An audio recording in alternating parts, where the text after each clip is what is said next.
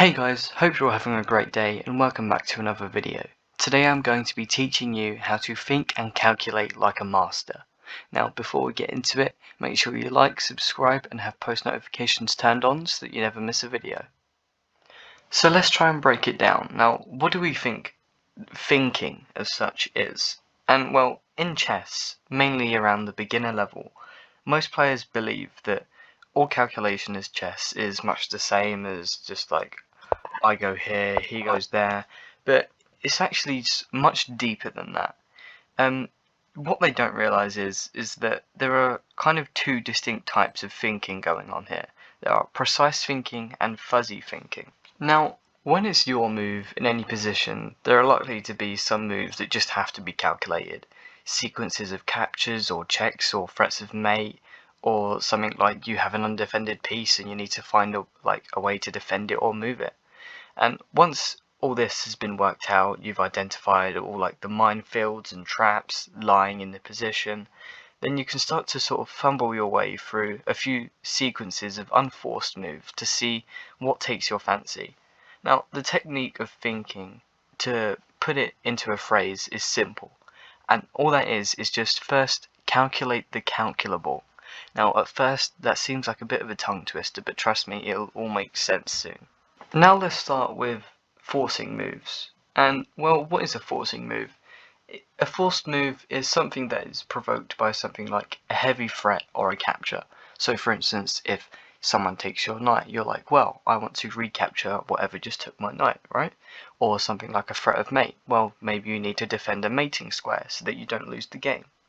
And even if it is 10 or 20 moves deep, only when you've calculated the calculable and there are no clear advantageous continuations, then it's time to move into the fuzzy thought of looking for the most promising path. Now, what do I mean by that? Well, you know when you get to that point in chess calculation where you just sort of you've calculated a little too far that you can't really see the entire position. Well, that's when you need to go through all the lines and instead of trying to push through that barrier of calculation, just try and find the line that seems the most promising.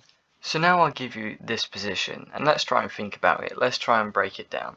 So you're a pawn down, but you have an excellent knight on d5, and maybe if all the queens and the rooks were traded, then you would probably have a good chance of drawing the endgame. However, if you're the sort of defensive, solid player, you might be scared of an idea such as like rook b3 just attacking the queen and infiltrating. Or you might be the type of aggressive player where you want to double up your own rooks and play rook a1 with the threat of rook a6 winning the queen. However, if you are looking closer, there's actually a tactic here, and that move is rook a6. And well, you might be thinking, well, can't he just take it? And if you ever get into a game and you fall into that trap of, well, he just takes it, then you need to always look one move further. That's a tip you got to take away from this video is, in chess, always look one move further than you feel you need to. Because if you play a move like rook a6 here, if you consider it in your head, but you just see, oh no, but queen takes, then you've fallen into that exact trap. Now, I'm going to show you why rook a6 works here. Because if queen takes, then we actually have knight c7 check, forking the queen and the king. Now again, you might just be thinking, well, why can't rook take? Well, if rook takes, do you see what we have here? We have queen d5 mate. And the whole process to seeing this is just thinking, well, if black's queen wasn't guarding these squares and this knight was out of the way, then we would be able to play queen d5 mate. And the method of thinking is almost wishful thinking, just thinking, well, how can I move my pieces about to achieve queen d5 mate? And as you can see here, after rook takes here and check, the king has to move, otherwise is getting mated, so then you win the queen, and then you're just completely winning.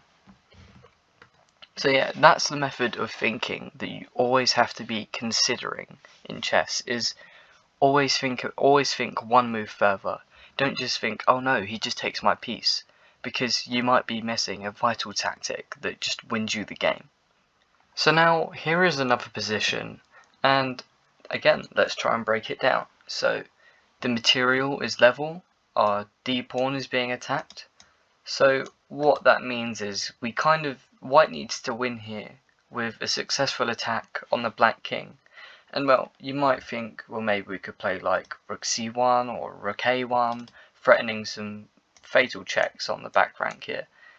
And again, we don't want to fall into that trap of, I can't do this because he takes my piece. You always want to be looking one move further. This is how your calculation improves by an absolute ton. So now, knowing that you don't want to just stop thinking after a piece capture, what do you think we can play here? I'll give you a couple seconds to see if you can find the move and the reason why.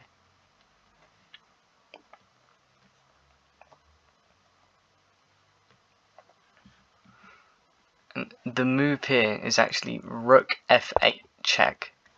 And again, we don't want to fall into this trap of, well, why can't king just take it? Well, after king takes, queen h8, the king has to come off of the back rank, plays king f7, and we play rook f1 check. And now can you see?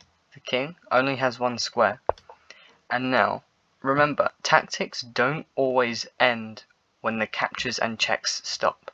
There can be one little move that is just silent but deadly. And we have one move here that is exactly that. And I want you to find it. So again, I'll give you a couple of seconds to find it.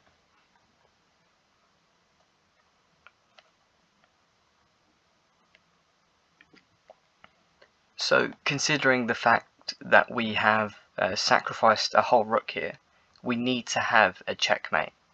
And if you found the move, it is actually g4. And because we know that we need a checkmate, we need to start thinking about the squares around the king. And well, the f file is covered, the h file is covered, and now we're just putting a spot, well, clearing a square to put our queen.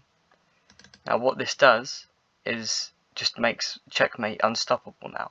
No matter what black does, he can't stop the threat of queen h5 mate.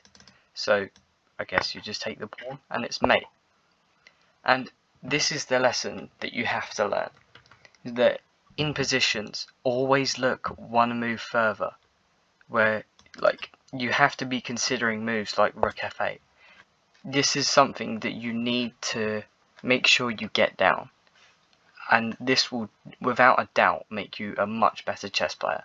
That's going to be it for today. I hope you enjoyed the video. If you liked it, please like, subscribe, and make sure you have post notifications turned on. And I hope you have a great rest of your day, and I'll see you in the next one.